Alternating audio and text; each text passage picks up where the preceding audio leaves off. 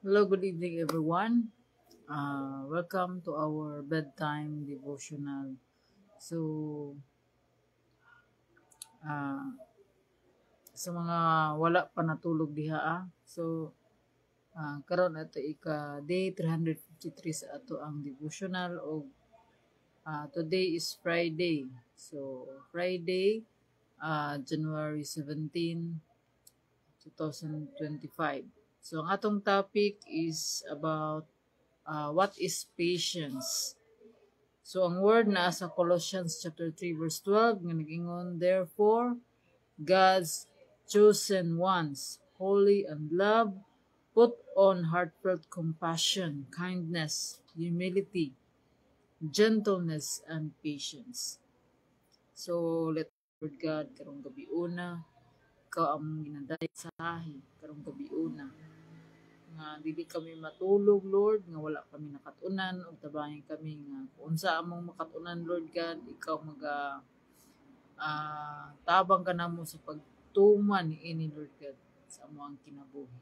Lord, it is ang mga mensahe, Lord God, puna kami sa imong balang espiritu, sa imong kaalam, hibulo pagsabot, Lord God. Ikaw mag-aabli sa among kasing-kasing, ikaw bag-o sa munahuna aron kami makasayod ug makasabot kami sa imong pulong nga imong ipadayag kanamo karong gabi una. Dalaygon ka, Lord, sa way katapusan ang tanang dungog himaya ug mga pagdayeg kanimo lamang amahan nga naa sa langit sa pangalan ni Jesus. Amen. So again may gabi what is patience? So the dictionary defines the word patience as the ability to become tolerant and understanding.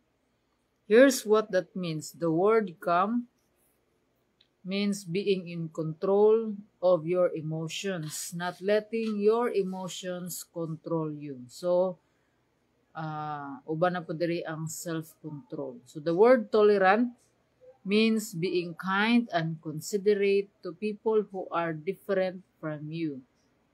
And the word understanding means being able to put yourself in another person's shoes. So if you can become tolerant and understanding, you will be the kind of person whose good deeds are a blessing to your family and friends. And that's exactly the kind of person that God wants you to be. So, sa ato ang pulong gibasa, so it's about patience. So what's patience? Kung atong basahan kini sa Bisaya nga version, so ingon din niya, katawhan kamo sa Dios, gibalaan og higugma kamo niya, busa kinahanglan nga mobati kamo sa uban, magmaluloyon, magmapaubsanon, magmaaghop og mapailubon. So, pag pinailubay kamo, so, may magpasensya, o kung doon na kamoy mulo, batok, kang bisan kinsa kaninyo, pag pinasaylo ay kamo sa mga gipasaylo, kamo sa Ginoo. So, og labaw ni ining tanan, so it's a verse 14, glabaw ni ining tanan idugang ang paghigugma nga maoy magbugkos sa tanan ngadto sa hingpit nga panaghiusa. So paharia sa inyong kasing-kasing ang pakigdait nga gikan ni Kristo kay alang niini gitawag kamo sa Dios aron mahiusa kamo diha sa usa ka lawas og pagmapasalamaton kamo. Papuy-a sa inyong kasing-kasing ang bahandianong mensahe ni Kristo. Pag tinudloay og paghimangnoay kamo uban sa tanang kaalam. So pag-awit kamo og mga salmo og balaang mga alawiton og awitin ninyo ang Dios uban sa pagpasalamat diha sa inyong mga kasing-kasing. So busa bisag unsay inyong isulti o buhaton, himua kini diha sa ngalan sa Ginoong Hesus uban sa pagpasalamat ngadto sa Dios nga Amahan pinaagi kaniya. So sa ato ang gibasa nga mahimutang pag magpasensya. So kaning magpasensya usa kini sa mga kinaiya nga naatay Ginoo sa ato ang kinabuhi. Kay kung kaniadto ang daan nato ang kinabuhi nga wala pa sa Ginoo, so the opposite of patience is unsa man, walay pasensya. So meaning ang pagkamasuk-anon, so gamay ra ganing sipyat, murag boto na dayon, so walay control, self-control. So mag-uban ni ang kung control, self-control. So to control our emotions. So kanunay sa matag adlaw ginatesta sa Ginoo pinaagi niini. Ginatesta kato ang patience. So what is patience? So mao ni nga kaning pagpasensya ginatesta Ginoo ta matag adlaw. So matag adlaw say matag oras, so depende sa mga tao nga atong gika encounter. Mao ni nga ingon sa pulong sa Ginoo. Ingon sa pulong sa Ginoo,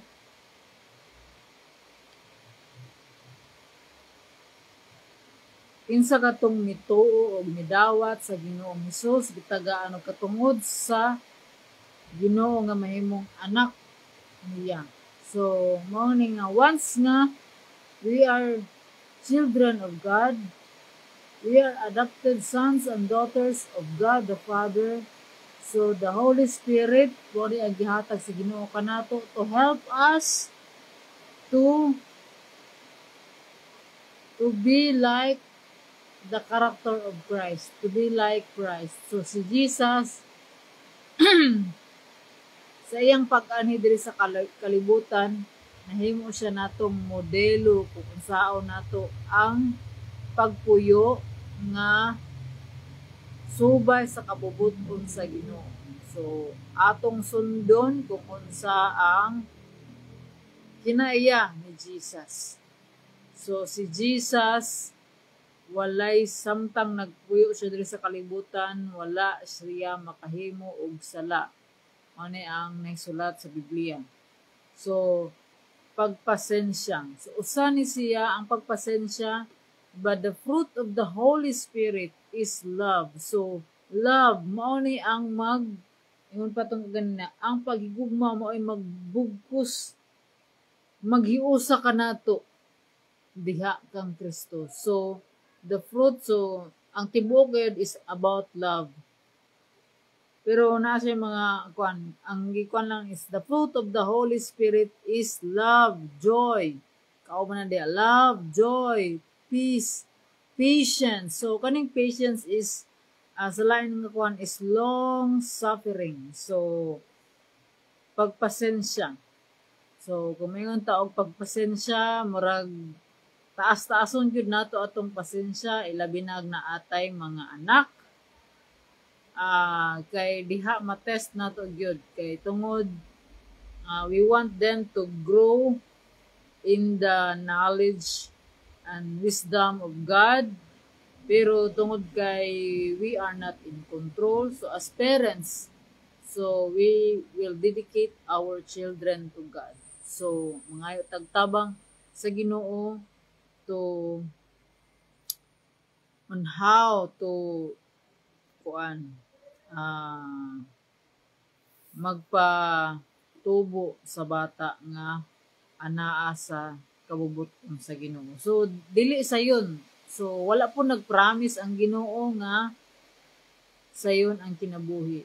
Ang promise sa Ginoo is sa ato ang pagkinabuhi matag adlaw, dili ta niya biyaan, dili ta niya pasagdan, ug kanunay siya nang gauban kanato hangtod sa katapusan ug hangtod sa pagbalik ni Jesus. So the second coming of Jesus. So karong panahon na og from the moment nga ning balik si Jesus katong balik niya sa langit, human siya namatay, nabanhaw, so nibalik siya sa langit.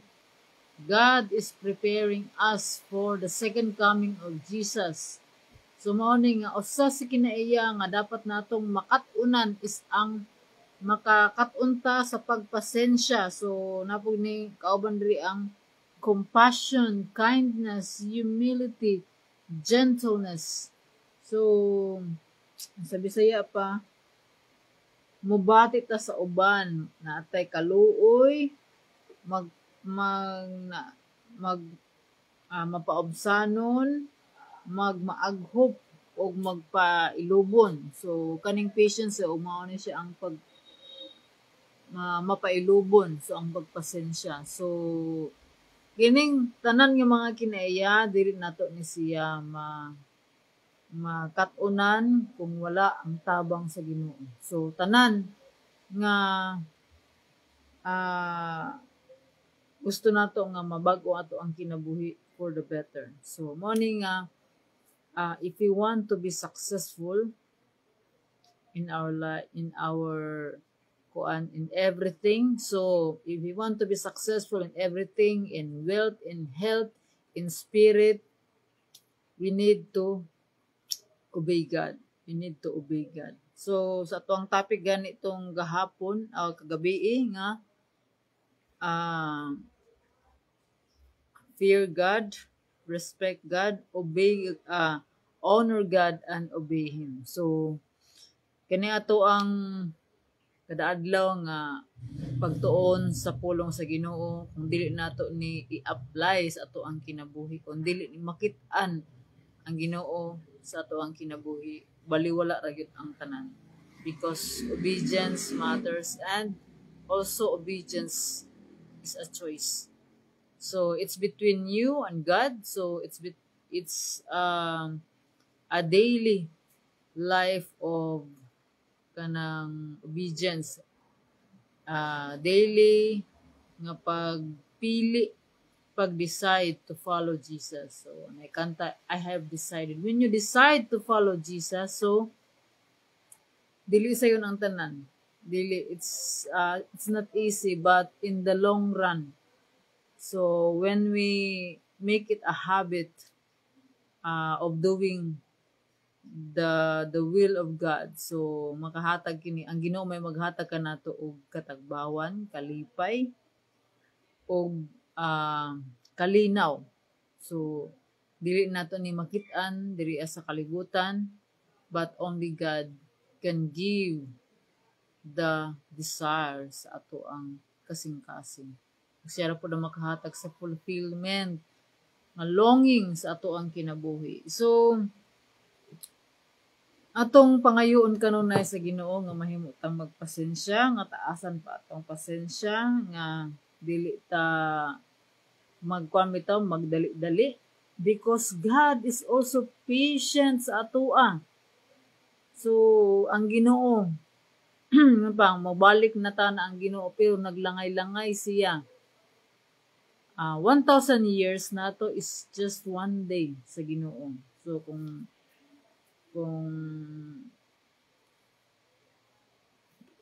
ato ning basahon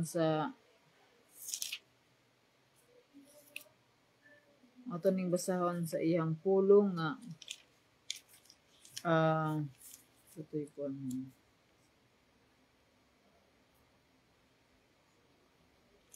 nga ang 1,000 years kanato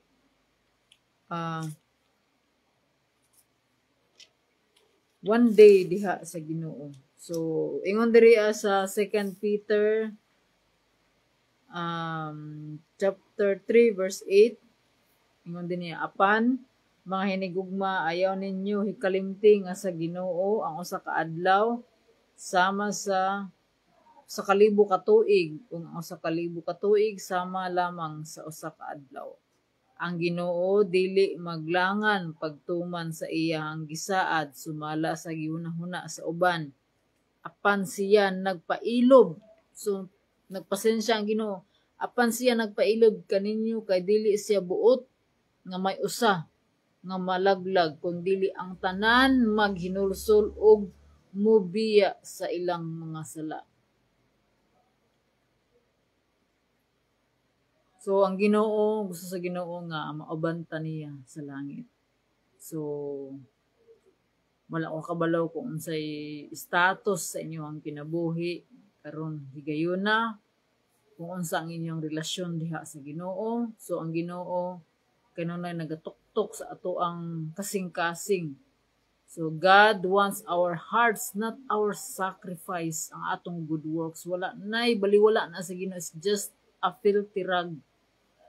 Mahugaw lang gyapon na siyang natrapo ato ang mga good works. We do ang kanang mga good works is just the result of our sa ato ang sa pagluwas kanato sa Ginoo.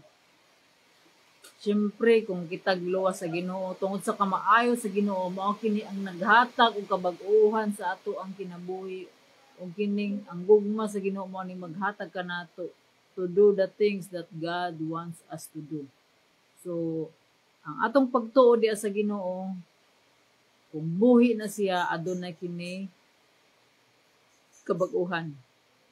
Magbunga kini og kabag-uhan sa ato ang kinabuhi. Usa na kini ang ato ang pasensya.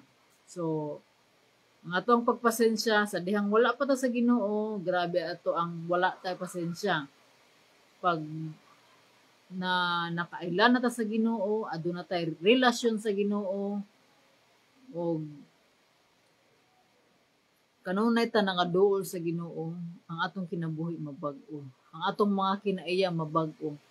Dili gid pwede nga motuo ka Ginoo ug dili ka mabag-o. Bakak na siya because ang tinuod nga nagtuo sa Ginoo adunay gyoy kabag-uhan. So usa nini ang pagpasensya. So mao kini nga ang Ginoo karong gabiuna nagtudlo kanato nga atong katunan ang pagpasensya sama nga siya nagpasensya kanato. So mao kini nga kining tanan mahimo nato pinaagi sa grasya sa Ginoo. So kanunay tang magpaubos, we should be humble. Magpaubos ta atong ang puno ng atong mga kasalanan, mga itagpasaylo sa Ginoo. Atong bag-o maning kamot nga magbag-o tungod kay wala ta nakahibalo kung kanus amo siyang mobalik.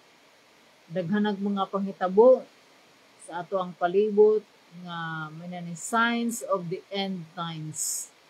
So sign of the end times, sign nga hapit na mobalik ang Ginoo. So kung ikaw nakadungog sa mensahe karon, ayaw paglangay-langay, dawata ang Ginoo sa imong kinabuhi o i-allow siya nga mo bag-o nga mahimo tang nga anaa ta kanunay sa iyang presensya. So kining tanan ang atong ginabuhat para kini sa kahimayaan sa Ginoo. So to God be all the glory. So let us pray. Father God in heaven, we thank you, Lord God, for your word, for reminding us, Lord God, to be always patient, Lord God, especially sa mga tao na sa among palibot. Mahimo kaming magpasensya, Lord God, tungod kay ikaw, pod Lord, nagpasensya ka namo, Lord God, nga imo panggitas-an imong pagpasensya kanamo, Lord God, nga mobalik diha kanimo. Tabangi kami, Lord, kay wala kami mahimog wala ikaw. Tabangi kami, Lord God, nga makakat-on kami og amo ning i-apply sa among kaugalingon. Lord, mga matag usa, Lord God, minaminaw ni ini nga mensahe, ikaw ang Ginoo nga magahikap, magatandog sa ilahang mga kinabuhi. Palambua, Lord God, ang mga kasing-kasing nga nag-desire to obey you, Lord God, to follow you, Lord God, sa ilahang kinabuhi. Lord, wala kami mahimog wala ikaw, Lord God. Tabangi kami kay ang among panabang nagikan lamang kanimo. Salamat, Lord, sa imong pag-uban kanamo karong gabi una gikan sa pagsugod hangtod sa pagtapos. Salamat, Lord God, sa imong pagkamaayo kanamo karong adlaw, Lord God. Salamat sa kadaugan. Lord, sa among pagkatulog, ikaw ang Ginoo maoy magatabon sa imo ang precious blood, Lord, nga walay buhat sa kaaway, nga makasamok, makadistract ka namo, Lord God. Tungod kay kami, imong mga anak.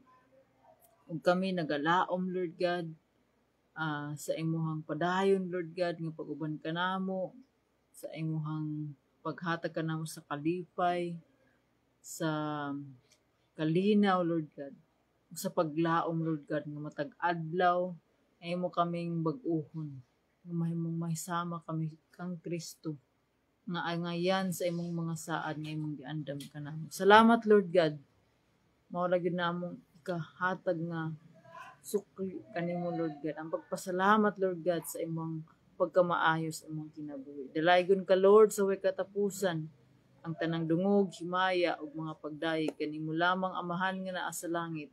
Kining tanan among giampo ug gipasalamatan sa pangalan ni Jesus. Amen. So again, may gabi, God bless, good night, and see you tomorrow. Bye.